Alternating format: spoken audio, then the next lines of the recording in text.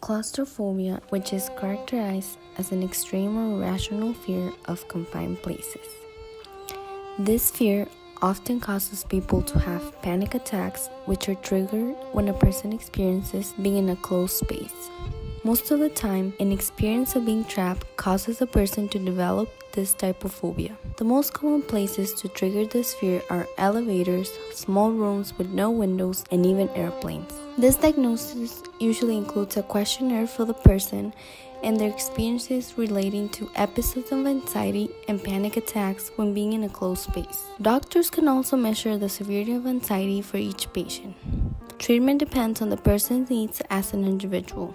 Some treatments to relieve symptoms of claustrophobia are cognitive behavior therapy, which helps the patient's mind to relax by letting them feel safe in the places they fear. Observing others to reassure the patient that the source of the fear is nothing but just a fear. Drug therapy such as antidepressants and relaxants to help reduce severity of symptoms. There's also relaxation and visualization exercises which might help with anxiety. Treatment usually lasts 10 weeks depending on the patient, and some people might have to use it more recurrently over the lifetime. Long-term treatment or coping strategies include but are not limited to joining a yoga class, aromatherapy messages, or working an exercise program.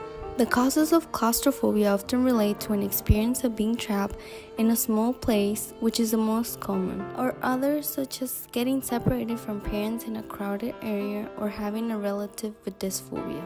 Also, some people who have a small amygdala are more prone to have any type of phobia since the amygdala is a part of the brain that regulates how a person copes with fear. There is also the theory that states that people from the early ages still carry the gene which cause reactions of fear that are no longer needed in our world today.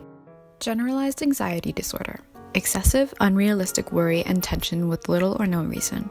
Anxiousness is normal from time to time. Maybe you feel anxious about a big life event coming up or a big exam you'll have to study for. However, it is when that anxiousness seeps into your daily life and interferes with day-to-day tasks that you may need to start seeking help. GAD is usually coupled with other mood or anxiety disorders and can develop in all stages of life. There are some factors that make others more at risk to GAD. Typically, women are more often diagnosed with GAD than men. A timid or negative person may also be more susceptible to the disorder. Those who've suffered from traumatic life changes, such as a bad childhood or illnesses, are also more prone, while at the same time, it may be the factor of genetics. If the disorder runs in the family, you may be at risk as well. Symptoms include excessive anxiousness, overthinking, difficulty with uncertainty, the inability to let go of worry or relax, and difficulty concentrating. Other signs and symptoms that may physically affect the body include sleep troubles, an aching body, sweating, nausea, and irritability. Children and teenagers may experience different worries and symptoms from adults. They may worry about their school performance or fitting in. They may also experience a lack of confidence, spend an excess amount of time on homework, and require excessive reassurance. If you suspect you or a loved one may be suffering from GAD, it's better and easier to get treatment as early as possible. The more time spent waiting to get treatment, the harder treating it will be. You can reduce anxiety by managing your time and energy towards things of importance. Keeping a journal can also be telling of what causes stress and what alleviates it. The two main treatments for GAD are psychotherapy and medications. Psychotherapy is also known as psychological counseling or talk therapy, where a therapist works with you to reduce your anxiety. Lifestyle changes can also help reduce anxiousness. A good amount of physical activity, sleep schedule, and healthy diet can all attribute to the reduction of stress. Avoidance of alcohol and drugs can help as well, as these substances worsen anxiety. Meditation and yoga help as well. Situational depression, a short-term stress-related form of depression. Big lifestyle changes and traumatic events can affect anyone, some more than others. Difficulty adjusting to life following these changes, especially if it's affecting your daily life, can be telling of situational depression. Another name for situational depression would be reactive depression. It is different from clinical depression, as the symptoms of situational depression are usually reduced once the situation has become less stressful. As for clinical depression, there may be no definitive cause. It can be caused by issues at work or school, issues in a relationship, moving from one place to another, the death of a loved one, or an illness. Other causes can include trouble in the financial part of your life, such as losing a job. As stated earlier, big lifestyle changes can contribute to situational depression, like having a baby or getting a divorce. You're more at risk for the disorder if you have other existing mental health issues, you've gone through an excessive amount of stress during your childhood, or if you have a multitude of difficult circumstances going on at the same time. Biological factors and family history can also increase your susceptibility to reactive depression. Like any other mental disorder, symptoms vary from person to person. Some common symptoms are sadness, hopelessness, loss of appetite, lack of interest, feeling overwhelmed, the inability to take care of important matters, or trouble focusing.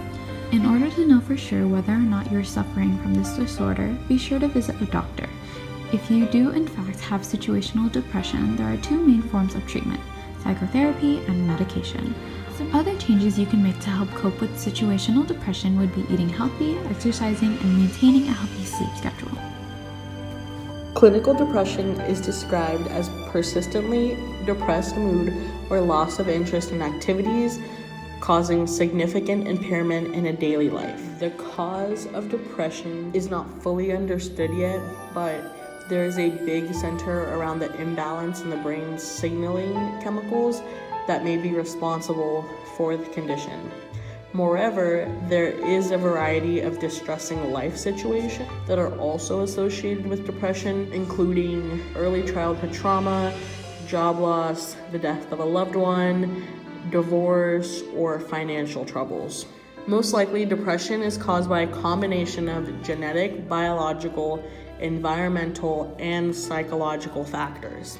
The symptoms of clinical depression include irritability and agitation, or they're restless.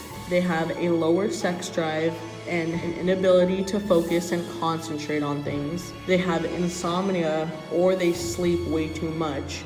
They are very tired often, and they lack the energy to do things. Their risk factors include certain personality traits such as low self-esteem and being too dependent. They also have traumatic or stressful events such as physical or sexual abuse, the death or loss of a loved one, and financial problems. Borderline personality disorder, or known as BPD, is a mental disorder categorized by unstable moods, behaviors, and relationships. They also have manic and depressive phases, and it is very common in society. The causes can be genetics, meaning there have been studies of twins and families suggesting that personality disorders may be inherited or strongly associated with other mental health disorders among family members. Another cause is brain abnormalities.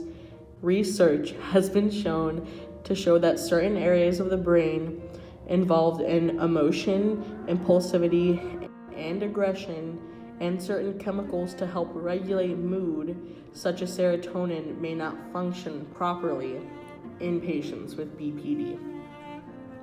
Symptoms of BPD include an intense fear of abandonment. They may even go to extreme measures to avoid real or imagined separation or rejection from certain people.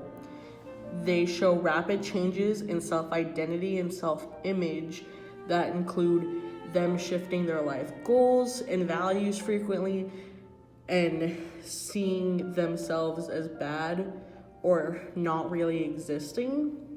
And they also have impulsive and risky behavior such as gambling, reckless driving, spending sprees, binge eating, or drug abuse, and they sabotage their success by suddenly quitting a good job or ending a positive relationship. Finally, the risk factors of BPD include hereditary predisposition. So you may be at a higher risk for BPD if a close relative, like your mother, your father, your brother, or your sister, have the same or a similar disorder to BPD. And the other risk factor is a stressful childhood. So many people with the disorder report being sexually or physically abused or neglected during their childhood. Some people have lost or were separated from a parent or close parental figure when they were younger, and they had substance misuse or other mental issues, which could be a risk factor to these. Anticipatory anxiety is a person's experiences to high levels of anxiety by thinking about an event or situation in the future. Anticipatory anxiety is an anxiety disorder, so causes of anxiety disorders would be inherited traits, so they tend to run in families.